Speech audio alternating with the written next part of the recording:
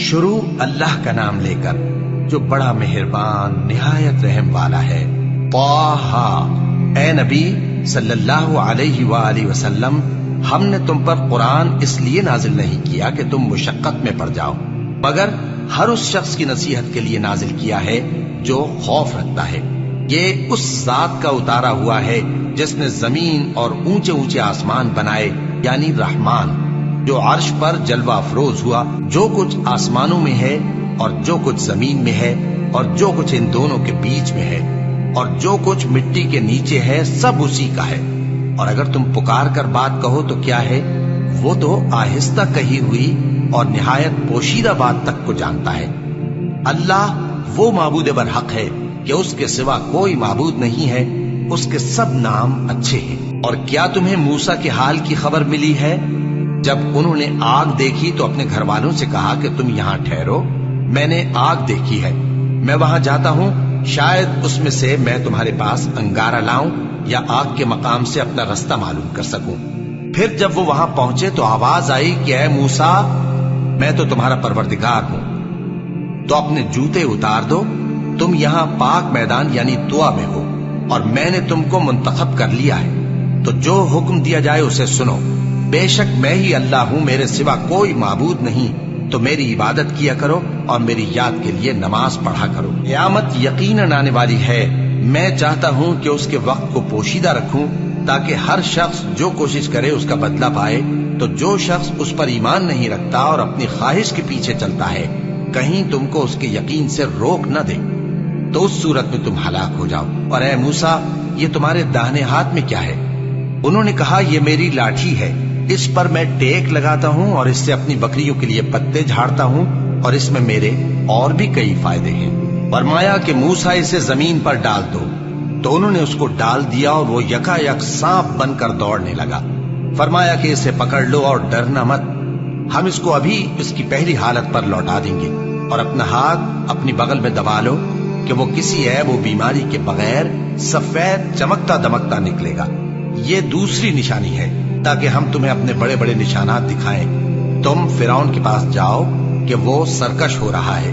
کہا، اے میرے پروردگار، اس کام کے لیے میرا سینہ کھول دے اور میرا کام آسان کر دے، اور میری زبان کی گرہ کھول دے تاکہ وہ میری بات سمجھ لے، اور میرے گھر والوں میں سے ایک کو میرا وزیر یعنی مددگار مقرر فرما، یعنی میرے بھائی ہارون کو۔ اس سے میری کمر کو مضبوط کر اور اسے میرے کام میں شریک کر، تاکہ ہم تیری بہت سی تسبیح کریں اور تجھے کثرت سے یاد کریں۔ تو ہم کو ہر حال میں دیکھ رہا ہے۔ فرمایا، موسیٰ، تمہاری دعا قبول کی گئی، اور ہم نے تم پر ایک بار اور بھی احسان کیا تھا جب ہم نے تمہاری والدہ کو الہام کیا تھا جو تمہیں بتایا جاتا ہے۔ وہ یہ تھا کہ اسے یعنی موسیٰ کو صندوق میں رکھو، پھر اس صندوق کو دریا میں ڈال دو، تو دریا اس کو کنارے پر ڈال دے گا، اور میرا اور اس کا دشمن اسے اٹھا لے گا۔ اور موسیٰ، میں نے تم پر اپنی طرف سے محبت ڈال دی، اور اس لیے کہ تم میرے سامنے پرورش پاؤ۔ جب تمہاری بہن وہاں فرعون کے ہاں گئی اور کہنے لگی کہ میں تمہیں اس کا پتہ دوں جو اس کو پالے پوسے، تو اس طریق سے ہم نے تم کو تمہاری ماں کے پاس پہنچا دیا تاکہ ان کی آنکھیں ٹھنڈی ہوں اور وہ رنج نہ کریں۔ اور تم نے ایک شخص کو مار ڈالا تھا تو ہم نے تم کو غم سے نجات دی، اور ہم نے تمہاری کئی بار آزمائش کی، پھر تم کئی سال اہل مدین میں ٹھہرے رہے۔ پھر اے موسیٰ، تم ایک اندازے پر آ پہنچے، اور میں نے تم کو اپنے کام کے لیے بنایا ہے، تو تم اور تمہارا بھائی دونوں ہماری نشانیاں لے کر جاؤ، اور میری یاد میں سستی نہ کرنا۔ دونوں فرعون کے پاس جاؤ کہ وہ سرکش ہو رہا ہے، اور اس سے نرمی سے بات کرنا، شاید وہ غور کرے یا ڈر جائے۔ دونوں کہنے لگے کہ اے ہمارے پروردگار، ہمیں خوف ہے کہ وہ ہم پر زیادتی کرنے لگے یا زیادہ سرکش ہو جائے۔ اللہ نے فرمایا کہ ڈرو مت، میں تمہارے ساتھ ہوں کہ سنتا اور دیکھتا ہوں۔ اچھا، تو اس کے پاس جاؤ اور کہو کہ ہم آپ کے پروردگار کے بھیجے ہوئے ہیں، تو بنی اسرائیل کو ہمارے ساتھ جانے کی اجازت دیجیے اور انہیں عذاب نہ کیجیے۔ ہم آپ کے پاس آپ کے پروردگار کی طرف سے نشانی لے کر آئے ہیں، اور جو ہدایت کی بات مانے اس کو سلامتی ہو۔ ہماری طرف یہ وحی آئی ہے کہ جو جھٹلائے اور منہ پھیرے اس کے لیے عذاب تیار ہے۔ غرض موسیٰ اور ہارون فرعون کے پاس گئے۔ اس نے کہا کہ موسیٰ، تمہارا پروردگار کون ہے؟ کہا کہ ہمارا پروردگار وہ ہے जिसने हर चीज को उसकी शक्ल सूरत बख्शी, फिर राह दिखाई। कहा तो पहली कौमों का क्या हाल हुआ? फरमाया कि उनका इल्म मेरे परवरदिगार को है जो किताब में लिखा हुआ है। मेरा परवरदिगार न चूकता है न भूलता है। वो वही तो है जिसने तुम लोगों के लिए जमीन को फर्श बनाया और उसमें तुम्हारे लिए रस्ते बना दिए और आसमान से पानी बरसाया, फिर उससे मुख्तलिफ नबातात पैदा की कि खुद भी खाओ और अपने मवेशियों को भी चराओ। बेशक इन बातों में अक्ल वालों के लिए बहुत सी निशानियां हैं। इसी जमीन से हमने तुमको पैदा किया और इसी में हम तुम्हें लौटाएंगे और इसी से हम तुम्हें दूसरी दफा निकालेंगे। और हमने फिरौन को अपनी सब निशानियां दिखाई, मगर वो तकजीब और इनकार ही करता रहा। कहने लगा कि मूसा, क्या तुम हमारे पास इसलिए आए हो कि अपने जादू के जोर से हमें हमारे मुल्क से निकाल दो? तो हम भी तुम्हारे मुकाबिल ऐसा ही जादू लाएंगे। तो हमारे और अपने दरमियान एक वक्त मुकर्रर कर लो कि न तो हम उसके खिलाफ करें और न तुम, और ये मुकाबला एक हमवार मैदान में होगा। मूसा ने कहा कि आपके लिए यौम जीनत का वादा है और ये कि लोग उस रोज दिन चढ़े इकट्ठे हो जाएं। तो फिरौन लौट गया और अपने सामान जमा करके फिर आया। मूसा ने उन जादूगरों से कहा कि ये तुम्हारी बर्बादी होगी। अल्लाह पर झूठ न बांधो, वो तुम्हें अजाब से फना कर देगा, और जिसने झूठ बांधा वो नामुराद रहा। तो वो बाहम अपने मामले में झगड़ने और चुपके सरगोशी करने लगे। कहने लगे, ये दोनों जादूगर हैं, चाहते हैं कि अपने जादू के जोर से तुमको तुम्हारे मुल्क से निकाल दें और तुम्हारे बेहतरीन मजहब को नाबूद कर दें। तो तुम जादू का सामान इकट्ठा कर लो और फिर कितार बांध कर आओ। आज जो गालिब रहा वही कामयाब हुआ। जादूगर बोले कि मूसा, या तो तुम अपनी चीज डालो या हम अपनी चीजें पहले डालते हैं। मूसा ने कहा, बल्कि तुम ही पहले डालो। जब उन्होंने चीजें डाली तो यकायक उनकी रस्सियां और लाठियां मूसा के ख्याल में ऐसी आने लगी कि वो मैदान में इधर उधर दौड़ रही है। उस वक्त मूसा ने अपने दिल में खौफ महसूस किया। हमने कहा, खौफ न करो, बिलाशुबा तुम ही गालिब रहोगे। और जो चीज यानी लाठी तुम्हारे दाहिने हाथ में है उसे डाल दो कि जो कुछ उन्होंने बनाया है उसको वो निगल जाएगी। जो कुछ उन्होंने बनाया है ये तो जादूगरों के हथकंडे हैं, और जादूगर जहां भी जाए कामयाब नहीं होगा। इस पर जादूगर सजदे में गिर पड़े, कहने लगे कि हम मूसा और हारून के परवरदिगार पर ईमान लाए। फिरौन बोला कि पेशतर इसके कि मैं तुम्हें इजाजत दूं तुम इस पर ईमान ले आए। बेशक ये तुम्हारा बड़ा यानी उस्ताद है जिसने तुमको जादू सिखाया है। सो मैं तुम्हारे हाथ और पांव मुखालिफ समत से कटवा दूंगा और तुमको खजूरों के तनों पर सूली चढ़वा दूंगा, और तुमको मालूम होगा कि हम में से किसका अजाब ज्यादा सख्त और देर तक रहने वाला है। उन्होंने कहा कि जो दलाइल हमारे पास आ गए हैं उन पर और जिसने हमको पैदा किया है उस पर हम आपको हरगिज तरजीह नहीं देंगे। तो आपको जो हुक्म देना हो दे दीजिए, और आप जो हुक्म दे सकते हैं वो सिर्फ इसी दुनिया की जिंदगी में दे सकते हैं। हम तो अपने परवरदिगार पर ईमान ले आए ताकि वो हमारे गुनाहों को मुआफ करे, और उसे भी जो आपने हमसे जबरदस्ती जादू कराया।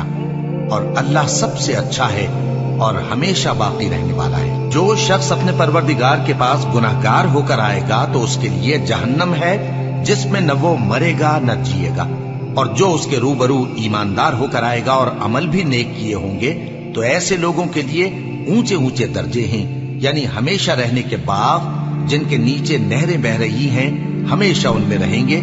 और ये उस शख्स का बदला है जो पाक हुआ। और हमने मूसा की तरफ वही भेजी कि हमारे बंदों को रातों रात निकाल ले जाओ, फिर उनके लिए समंदर में लाठी मारकर खुश्क रास्ता बना दो। फिर तुमको न फिरौन के आ पकड़ने का खौफ होगा और न गर्क होने का डर। फिर फिरौन ने अपने लश्करों के साथ उनका ताकुब किया तो समंदर की मौजों ने उन पर चढ़कर उन्हें ढांक लिया, यानी डुबो दिया। और फिरौन ने अपनी कौम को गुमराह कर दिया और सीधे रास्ते पर न डाला। ए आले याकूब, हमने तुमको तुम्हारे दुश्मन से नजात दी और तौरात देने के लिए तुमसे कोहे तूर की दाहिनी जानिब मुकर्रर की, और तुम पर मन और सलवा नाजिल किया, और हुक्म दिया कि जो पाकीज़ा चीजें हमने तुमको दी हैं उनको खाओ और उसमें हद से न निकलना, वरना तुम पर मेरा गजब नाजिल होगा, और जिस पर मेरा गजब नाजिल हुआ वो हलाक हो गया। और जो तौबा करे और ईमान लाए और अमल नेक करे फिर सीधे रास्ते चले, उसको मैं बख्श देने वाला हूं। और ए मूसा, तुमने अपनी कौम से आगे चले आने में क्यों जल्दी की? कहा वो मेरे पीछे आ रहे हैं, और ऐ मेरे परवरदिगार, मैंने तेरी तरफ आने की जल्दी इसलिए की कि तू खुश हो जाए। फरमाया कि हमने तुम्हारी कौम को तुम्हारे बाद आजमाइश में डाल दिया है, और सामिरी ने उनको बहका दिया है। और मूसा गुस्से और गम की हालत में अपनी कौम के पास वापस आए और कहने लगे कि ऐ कौम, क्या तुम्हारे परवरदिगार ने तुमसे अच्छा वादा नहीं किया था? क्या मेरी जुदाई की मुद्दत तुम्हें लंबी मालूम हुई, या तुमने ये चाहा कि तुम पर तुम्हारे परवरदिगार की तरफ से गजब नाजिल हो, और इसलिए तुमने मुझसे जो वादा किया था उसके खिलाफ किया? वो कहने लगे कि हमने अपने इख्तियार से आपसे वादा खिलाफी नहीं की, लेकिन हम उन लोगों के जेवरों का बोझ उठाए हुए थे, फिर हमने उसको आग में डाल दिया, और इसी तरह सामरी ने डाल दिया। तो उसने उनके लिए एक बछड़ा बना दिया, यानी एक बेजान जिस्म जिसमें गाय की सी आवाज थी। तो लोग कहने लगे कि यही तुम्हारा माबूद है और यही मूसा का माबूद है, मगर वो भूल गए हैं। तो क्या ये लोग नहीं देखते कि वो उनकी किसी बात का जवाब नहीं देता, और न उनके नुकसान और नफे का कुछ इख्तियार रखता है? और हारून ने उनसे पहले ही कह दिया था कि लोगों, इसके जरिए तुम्हें फितने में डाल दिया गया है, और तुम्हारा परवरदिगार तो रहमान ही है, तो मेरी पैरवी करो और मेरा कहा मानो। वो कहने लगे कि जब तक मूसा हमारे पास वापस ना आए, हम तो इसकी पूजा पर कायम रहेंगे। फिर मूसा ने हारून से कहा कि ऐ हारून, जब तुमने उनको देखा था कि गुमराह हो गए हैं, तो तुमको किस चीज ने रोका था? यानी इस बात से कि तुम मेरे पीछे चले आओ, भला तुमने मेरे हुक्म के खिलाफ क्यों किया? कहने लगे कि ऐ माँ जाए, मेरी दाढ़ी और सर के बालों को न पकड़िए, मैं तो इससे डरा कि आप ये ना कहें कि तुमने बनी इसराइल में तफरका डाल दिया और मेरी बात को मलहूज ना रखा। मूसा ने फरमाया, तो ऐ सामरी, तेरा क्या हाल है? उसने कहा कि मैंने ऐसी चीज देखी जो औरों ने नहीं देखी, तो मैंने फरिश्ते के नक्शे पा से मिट्टी की एक मुट्ठी भर ली, फिर उसको बछड़े के जिस्म में डाल दिया, और मुझे मेरे जी ने इस काम को अच्छा बताया। मूसा ने कहा, जा, तुझको दुनिया की जिंदगी में यह सजा है कि कहता रहे कि मुझको हाथ ना लगाना, और तेरे लिए एक और वादा है, यानी अजाब का, जो तुझसे टल ना सकेगा।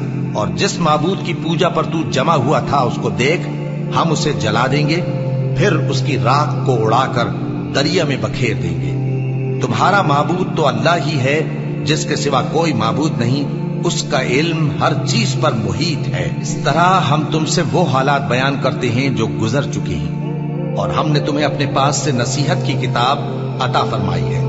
जो शख्स इससे मुंह फेरेगा वो क़यामत के दिन गुनाह का बोझ उठाएगा।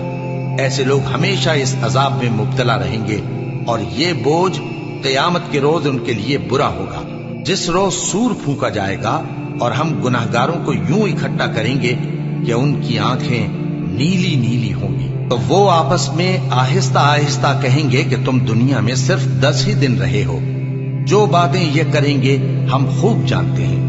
उस वक्त उनमें सबसे अच्छी राह वाला यानी आकिल और होशमंद कहेगा कि नहीं, बल्कि सिर्फ एक ही रोज ठहरे हो।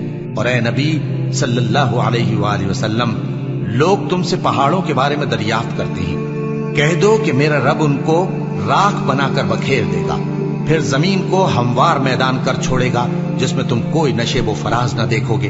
उस रोज लोग पुकारने वाले के पीछे चलेंगे और उसकी पैरवी से इनहिराफ न कर सकेंगे, और रहमान के सामने आवाजें पस्त हो जाएंगी, तो तुम एक हल्की आवाज के सिवा कोई आवाज न सुनोगे।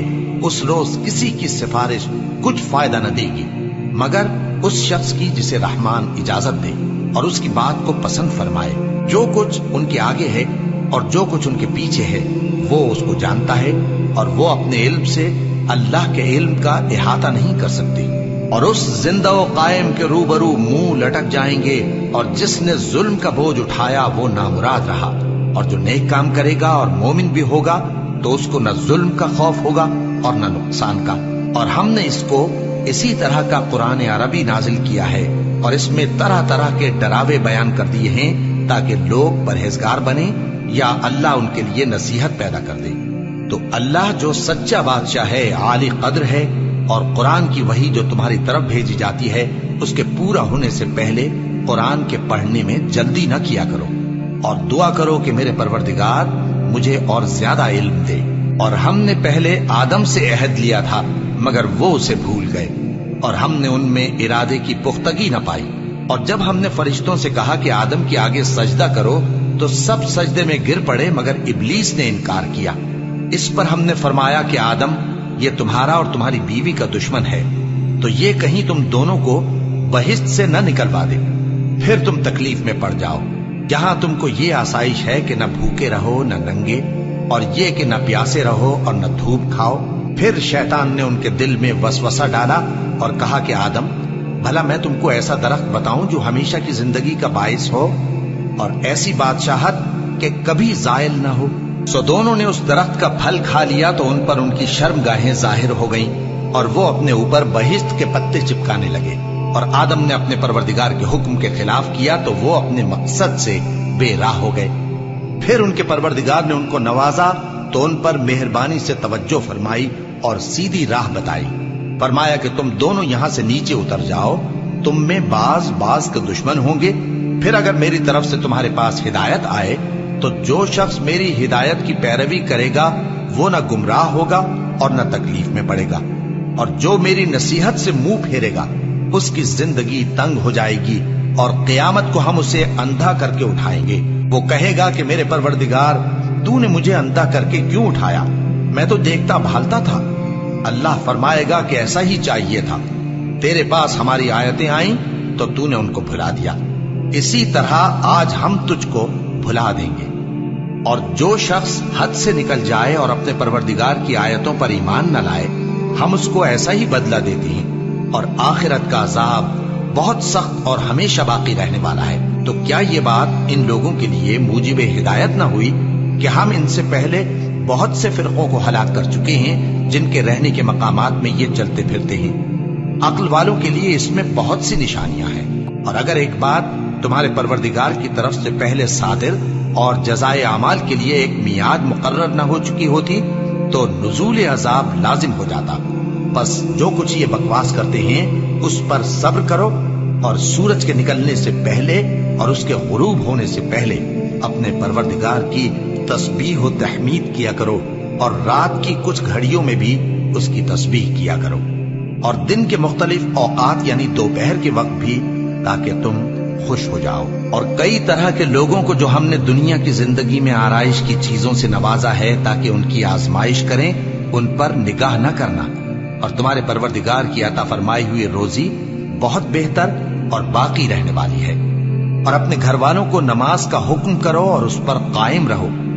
ہم تم سے روزی کے خواستگار نہیں، بلکہ تمہیں ہم روزی دیتے ہیں، اور نیک انجام اہل تقوی کا ہے۔ اور کہتے ہیں کہ یہ پیغمبر اپنے پروردگار کی طرف سے ہمارے پاس کوئی نشانی کیوں نہیں لائے؟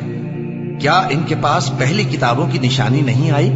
اور اگر ہم ان کو پیغمبر کے بھیجنے سے پیشتر کسی عذاب سے ہلاک کر دیتے تو یہ کہتے کہ اے ہمارے پروردگار، تو نے ہماری طرف کوئی پیغمبر کیوں نہ بھیجا کہ ہم ذلیل اور رسوا ہونے سے پہلے تیرے احکام کی پیروی کرتے۔ کہہ دو کہ سب نتائج اعمال کے منتظر ہیں، سو تم بھی منتظر رہو، ان قریب تم کو معلوم ہو جائے گا کہ دین کے سیدھے رستے پر چلنے والے کون ہیں اور جنت کی طرف راہ پانے والے کون ہیں، ہم یا تم۔